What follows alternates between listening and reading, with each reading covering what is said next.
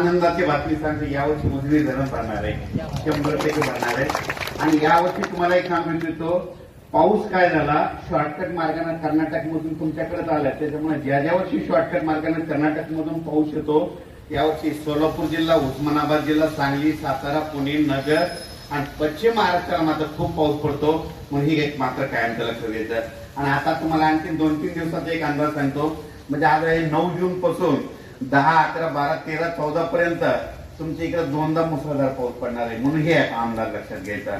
म्हणजे तुमचे ओढे नाले वाहतील असा पाऊस पडणार आहे, तुमच्या सोलापूर जिल्ह्यामध्ये पडणार आहे, सांगली जिल्ह्यामध्ये, तसेच नगर जिल्हा, उस्मानाबाद जिल्हा, लातूर जिल्हा आणि बीड जिल्ह्यामध्ये, म्हणजे जे जितका दुष्काळ पट्टा आहे त्या भागामध्ये तुमच्या चांगला पाऊस पडणार आहे, म्हणून हे तुमच्यासाठी आनंदाचे बातमी होतो।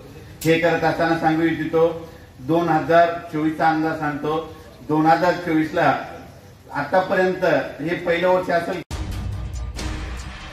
उजनी धरणावर अवलंबून असणाऱ्यांसाठी एक आनंदाची बातमी आहे। उजनी धरणात पुढील 24 तासात तुफान आवक वाढणार असल्याची खात्रीलायक माहिती धरण प्रशासनाने दिली आहे। उजनी धरणात किती आवक वाढेल हे आपण या व्हिडिओच्या माध्यमातून जाणून घेऊयात। त्याआधी तुम्ही HPN मराठी न्यूज चॅनल पहिल्यांदाच पाहत असाल आणि अजूनही चॅनलला सबस्क्राइब केलं नसेल तर नक्की सबस्क्राइब करा आणि बेल आयकॉनवर क्लिक करून नोटिफिकेशन्स मिळवा, जेणेकरून आमचे अपडेट्स लवकरात लवकर तुमच्यापर्यंत पोहोचतील। आणि तुमच्या भागात देखील पावसाची काय परिस्थिती आहे ती देखील आम्हाला कमेंट सेक्शनमध्ये नक्की कळवा। तर मुसळधार पावसामुळे कळमोडी धरण 100% भरलं असून यातून 2000 क्युसेक विसर्ग नदीत सोडण्यात येत आहे। वडिवळे धरण व खडकवासला धरण 100% भरलेली आहे, यामुळे या धरणांमधून देखील विसर्ग सोडण्यात येतोय। वडिवळे धरणाच्या सांडव्यावरून कुंडली नदीपात्रात 3100 क्युसेकनं पाणी सोडलं जात आहे। भीमा खोऱ्यातील 20 पैकी 19 धरणात 40.66 TMC उपयुक्त पाणी साठा झालाय। मुळशी धरणात 8.29 TMC, वरसगाव धरणात 5.35, पानशेत धरणात 5.89 TMC उपयुक्त पाणी साठा झालाय।